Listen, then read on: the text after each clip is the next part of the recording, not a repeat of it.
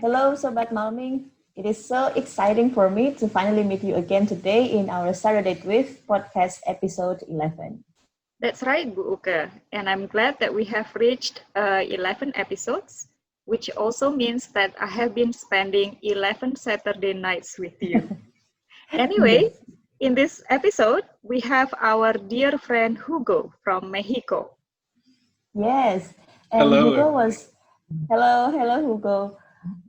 He was one of the recipients of Extensive Reading World Congress for Scholarship to Japan in 2017, yes. And that's how Bu Yuseva and I met Hugo for the first time. That actually answers my curiosity on how Bu Uke and Bu Yus are connected to Hugo. Because when I read his information, I know that he works in Civitas Sesentaisis, Mexico, as an EFL teacher, and I know that he is very active in promoting extensive reading in Mexico. In Mexico. Yeah, Mexico. That's Mexico. right. Yeah, that's right, Mas Thomas. Okay, why don't we just greet him first? Hola, Hugo.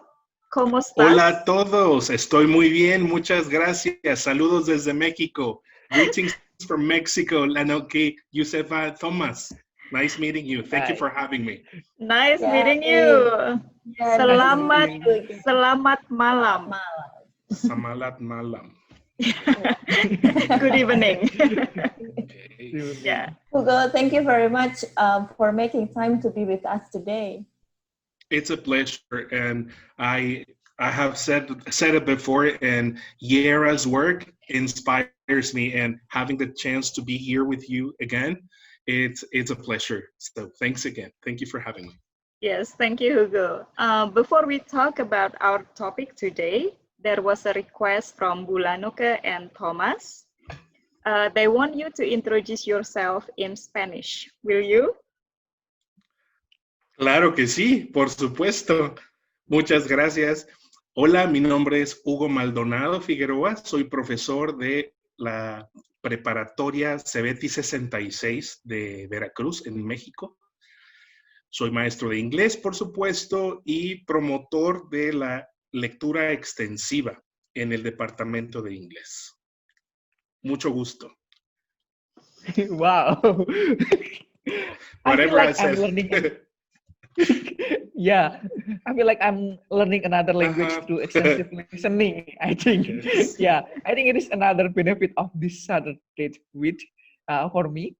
Not only learning more about extensive reading, but by listening to the guests like you, I also learn to improve my English through listening. Oh, And thank that's you. good for you, Mas Thomas. I also think the same. Okay, Hugo, our topic today will be about your extensive reading journey, especially in promoting extensive reading and helping students in a situation that is more or less similar to Indonesia. Could you tell us a little bit about your students, their learning condition and reading? Of course, thank you very much. Well, my students are pretty much like, as you said it before, many students, teenagers around the world. And what I have experienced being in different schools that I've been teaching at is that they struggle with reading. And they struggle with reading in L1. In my case, obviously in Spanish. Not many students read in Spanish. Some of them read the news online. They go and read probably their comics or newspapers if they have a grandma or grandpa living in their houses. But the L1 level of reading is in the level of struggling. Not many people read. And obviously, as you know, the best example we get are from family members. And when people in the house don't read, it is very difficult that a student gets to grab a book and read for pleasure. So something that we have understood is that we are facing this situation. Some students do not read in L1. Now, the lack of access to books in L1 and obviously L2, it is quite limited in my context. And pretty much that's what the reason why I started the project. My students did not read, did not have the opportunity to see books in English. So that was quite the start of the reason why this started. Now, if you have the not reading in L1, reading in L2 became probably one of the biggest challenges that our department faced at the beginning of the project. And we have been tackling through extensive reading, because we attempted other ways of putting intensive reading, for example, but it was not that useful, and it felt a little bit forceful in a way. So we remembered how we learned when we were children and how we approached reading, and I think that summarizes why our students are now trying to evolve from that low level of reading they have in both languages. Okay. But so actually, like in the beginning, the learning condition and the learning access, like including books, were challenging and difficult, right? They were, and it's something that we need to acknowledge. We as teachers, and we as promoters of reading, or if you're going to launch an extensive reading project, you need to acknowledge that probably there will be limits at the beginning, but you don't have to despair. It is something that starts building up little by little. And I know that you cannot, we would love to change decades of non-readers in a snap of our fingers, but it is not going to happen that way. So we as teachers need to understand that and be patient. Okay, so is that the belief that drives you to continue promoting extensive reading to your students? It's one of the many reasons why I promote it. When I was a child, I was lucky enough to have two greatest promoters of reading in my house, which are my parents. They are, one is a mathematics teacher, my mom, and the other is a Spanish literature teacher, my father. And they usually would bring one or two small books in Spanish, obviously, and they would leave them around the house so our curiosity would be awakened. My brothers read, but they don't read as much as I do now, because I was very curious and I wanted to know what that book was. So some childhood memories and understanding that my students are struggling and that there is a lack of access to books told me that, well, Hugo, you are a teacher, and I truly believe we are teachers because we want to change our communities in the little possible way we can. And I said, probably promoting reading and allowing students get access to books will help them become readers, become more curious about science, about literature, about drawing, about arts, etc. So my personal experience, my belief as changers of communities, we teachers, and probably a relentless stubbornness that is in my mind all the time, have led me to promote it and to give my students these opportunities that they didn't have before. Okay. So, Hugo, related to your students, what did you do to create reading access to your students and do ER with the students? Well, as we discussed some weeks ago, this started in 2011, in the year 2011. I was lucky enough to go to the United States, as Ms. Yuseva is now doing, and I just came across this store which I could see books that were truly cheap, and I bought 80 books, pocket money, yeah, no school budget or anything.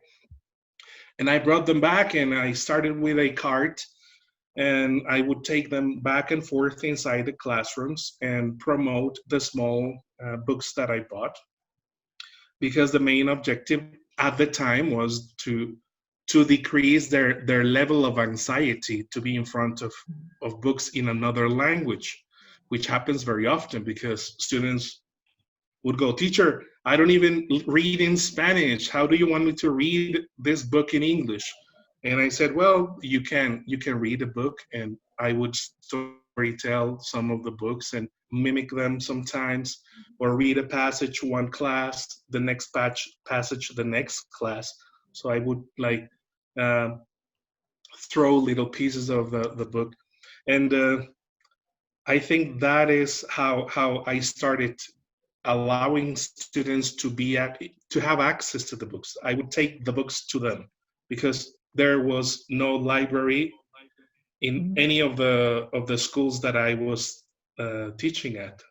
So I had to create my library for them, for my students. Well, I did that. And when you brought the books to the class, how did your students respond? It was funny. I don't know, sometimes I think I plan in advance, or I think it's probably a fantasy in my head. But I remember that before this trip to the United States, I had something in mind about books or texts. So I had a survey before, and I asked all my students, what type of books would you like to read for next year? So I carried out that survey, and I took that survey on paper to the United States, and the books that the books that I bought were the ones for those genres, like adventure, horror, romance, blah blah blah. So I followed as many as possible, because obviously the place where I went to the books to buy the books was a thrift store. It was not a book specialized place. It was a thrift store. So I saw what they had, and as I bought the ones that would match as much as possible the list that I had with me, and that was pretty much. Well, sorry, when I got back and they saw the books that were related to the genres they liked, they felt more like part of the project, because I listened to the genres they wanted to read, not only what I wanted to read. Probably they didn't find poetry as exciting as learning about Jay-Z or Beyonce on a book. And I understand, we know that, but sometimes we as teachers tend to bring like the books that we love, which is fine sometimes. But for this specific activity, I think they felt identified with the books because of that, because I did a previous survey on them. Wow, that's very interesting, Hugo. I'm doing the same thing with you now, like especially before the COVID. Like every week I went to thrift store to buy books. Wow. And then to collect it here. And one day when I go home, I will bring them. Yeah, it's very cheap here, right? It's truly cheap, and Truly you find jewels. You find things that you know that some other teacher used and were good, but they just discarded them because they felt they were not very new. Yeah. And for us who have not much access, we are like, wow, this is so cheap. Like we have to take them. And even like it is from thrift store, but it is still new. It's just like new, and sometimes I can get like 4 books for $1. Well, oh, wow. that is excellent. Yeah. So they will send to Indonesia to Lanoke. Oh, sure. We'll be glad to receive it. Yes. Thank you. Okay. So that's very interesting also when you mentioned that when you bring the book and then your students saw the book and they were like, what? You want us to read this? I mean, like, we even don't know how to read in Spanish, and you want us to read in like books in another language. So how do you convince your students that actually reading books is good and that their involvement also becomes the key point here? I remember that the first time that I brought the cart in the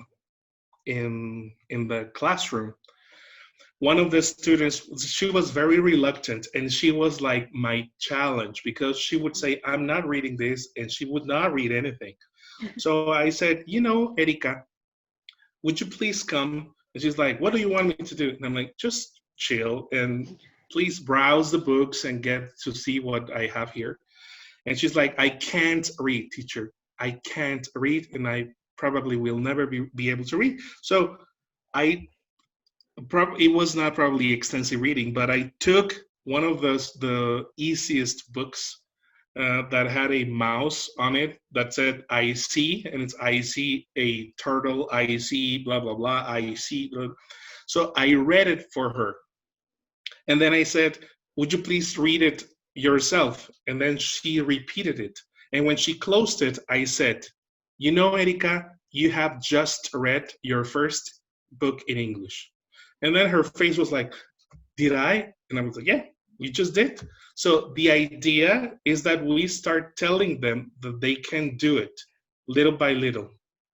That book was not an easy reader, but I understood that books for children or illustrated books were easier for them to access before coming to the greater readers that I also bought.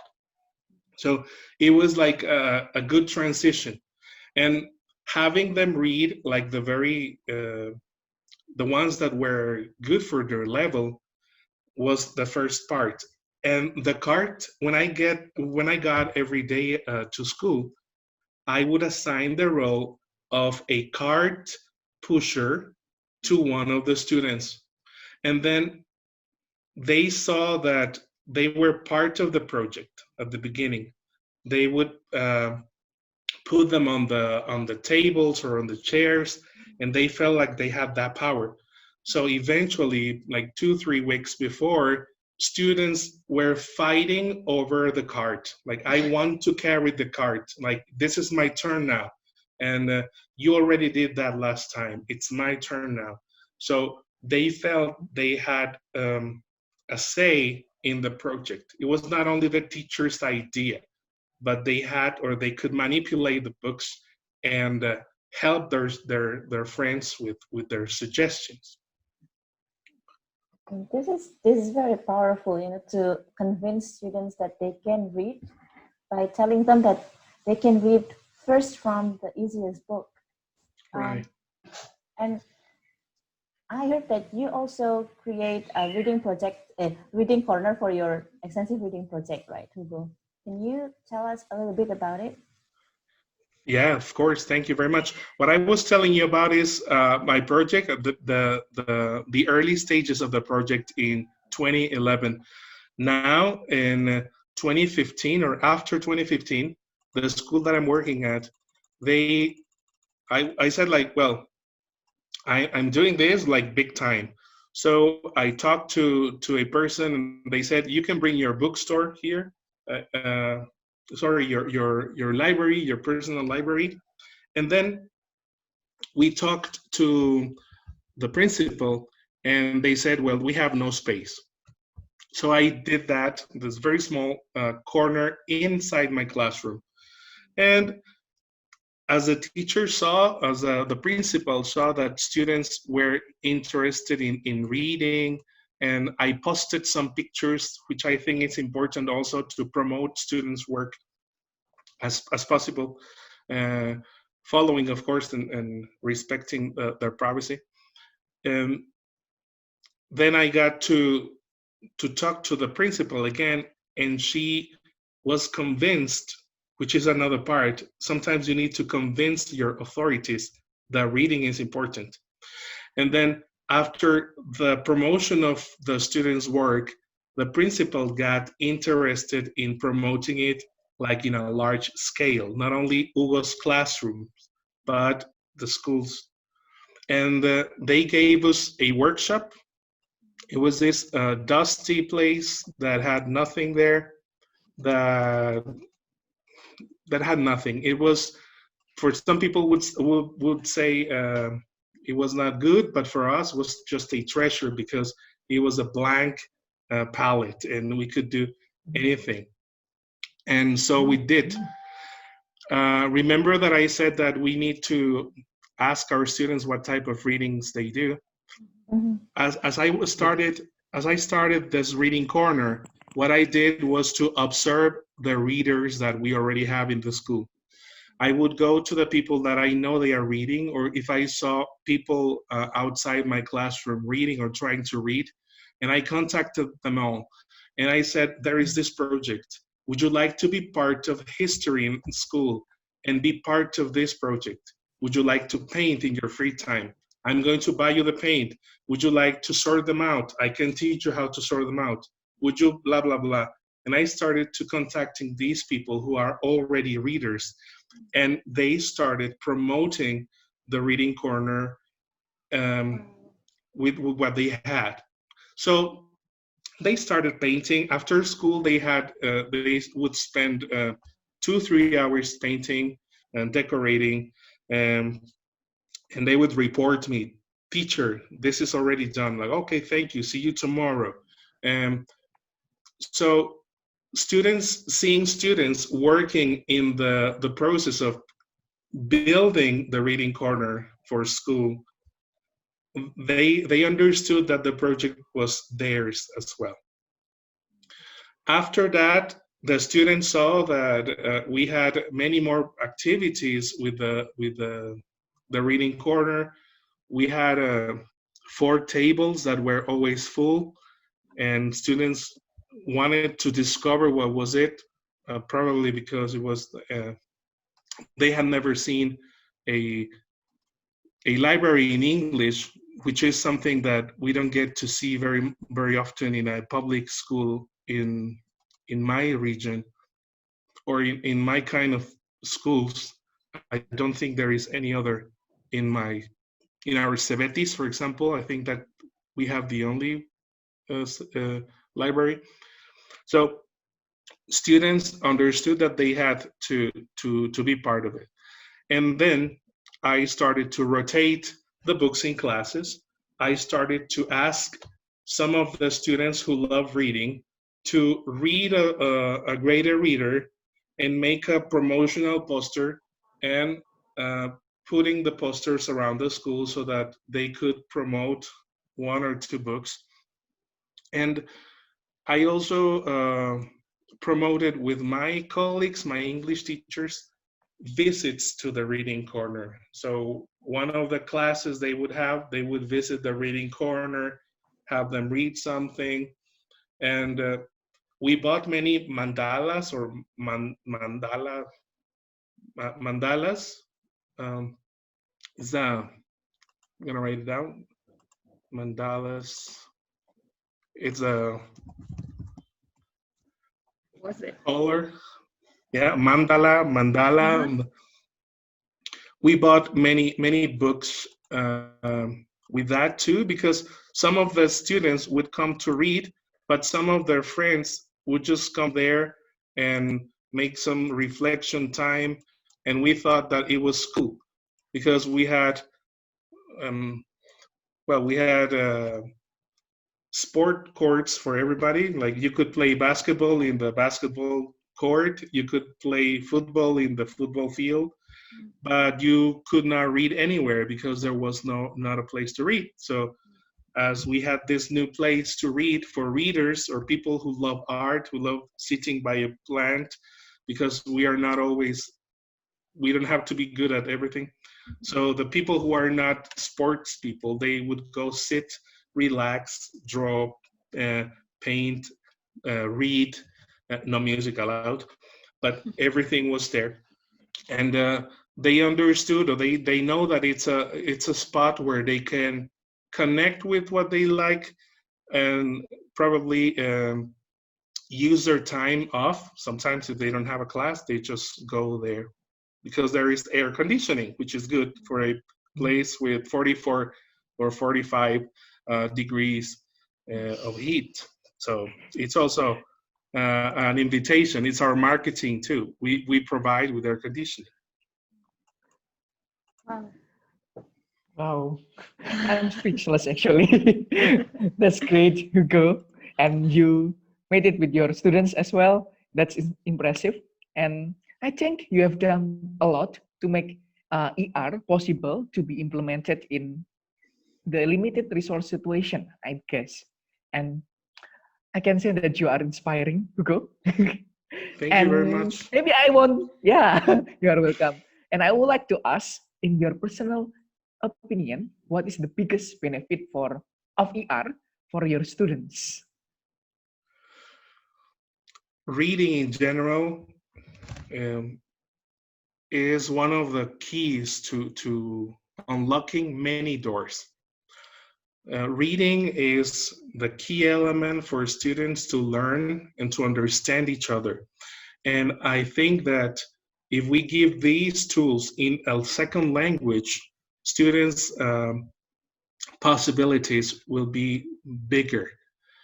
I truly believe in the power of education, in public education. I was educated through a public school with no access to these things. And if I did not have access to these things, and I was able to learn a second language and do small steps to achieve things, I want them to do greater things. And I think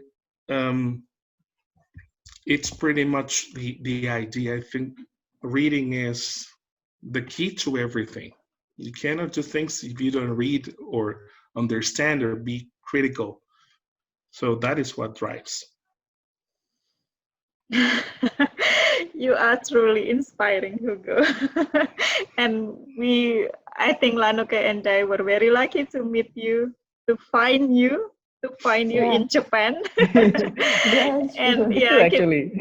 keep in touch with you until now. You are truly inspiring. Okay, Thank you. Hugo, do you have any messages for Indonesian teachers related to extensive reading and promoting reading to the students? Follow your heart.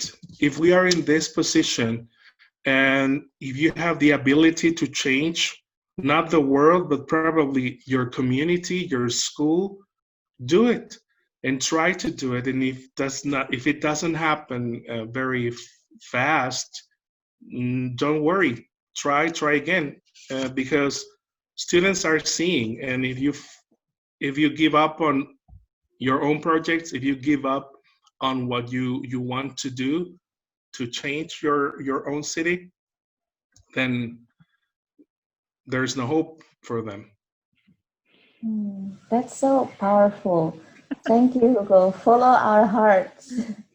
Let's Yeah. follow our hearts. Hmm. That's what drives us.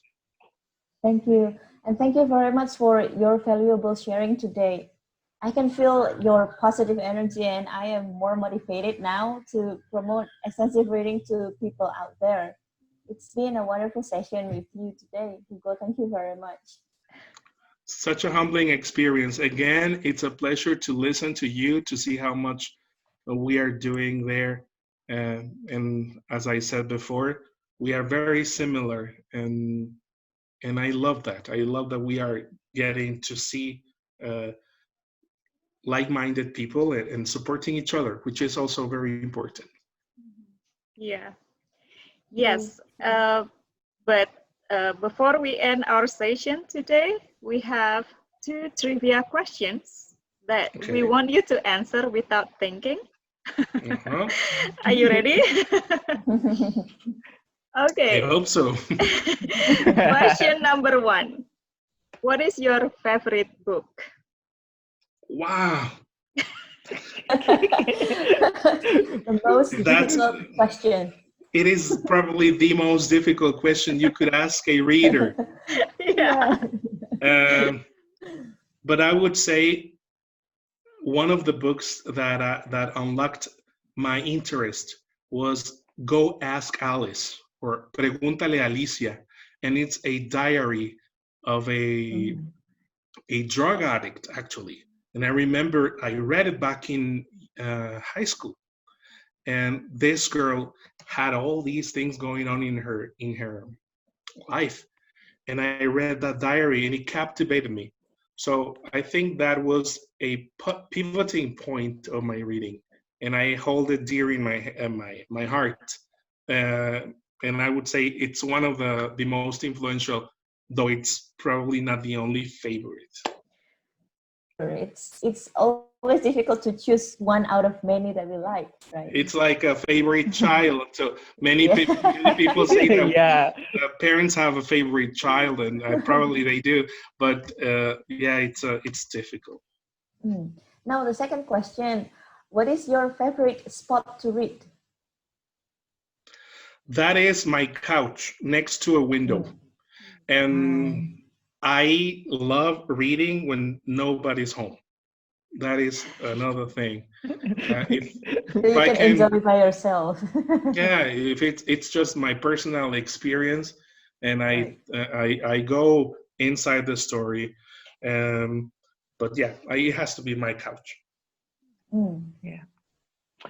Okay, thank you so much for your answers, Hugo. Thank you, Thomas. Yeah, unfortunately, we have to end our session now because it is getting late in Mexico, I believe, and Ohio as well, Bu Yuseva. Thank you so It much for your is. time. Yeah, and I hope we can meet again in the future. Definitely, Thomas, and great pronunciation in your Spanish. I'm really proud of you. Thank you. Thank you, Thank Thomas. you. You're Thank you so welcome. much, Hugo. Thank And you, thank you. Lanoke. You are very welcome.